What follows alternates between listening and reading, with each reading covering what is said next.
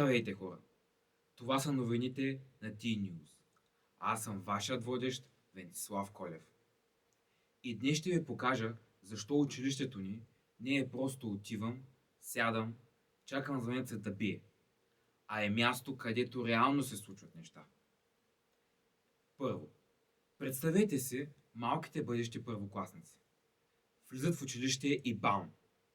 Вместо скука попадат в нещо като мини приключение, игри, творение, мисловни предизвикателства, роботи, да, роботи, които буквално движат нещата.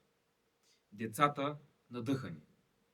Родителите леко в шок, тип чакай, това училище ли е?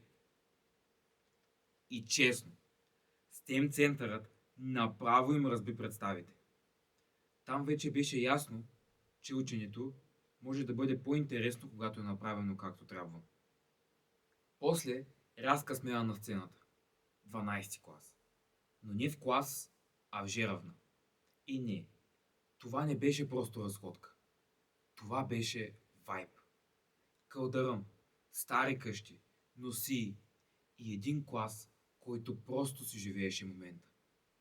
Снимки, да, но не просто снимки, а такива, които след време ще гледат и ще си казват: ей, какво време беше.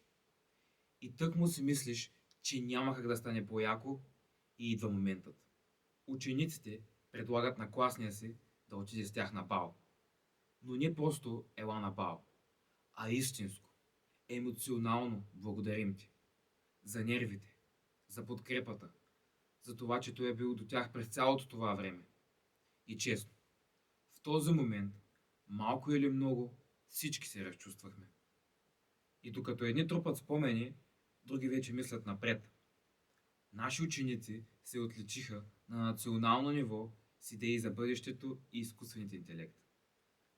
Веско, нали се знаеш? What? Bro, what are you talking about, man? Това не беше просто участие, а сериозно представяне. Те показаха, че не става въпрос само да знаеш, а и да мислиш. И реално това е най-якото, че тук не учиш просто за оценки. Тук се учиш как да мислиш, как да създаваш и как да си част от бъдещето. Аз съм Венцислав Колев, това бяха T-News и нали се знаете, лайквайте. Ще се видим, когато се видим. Ай, чао!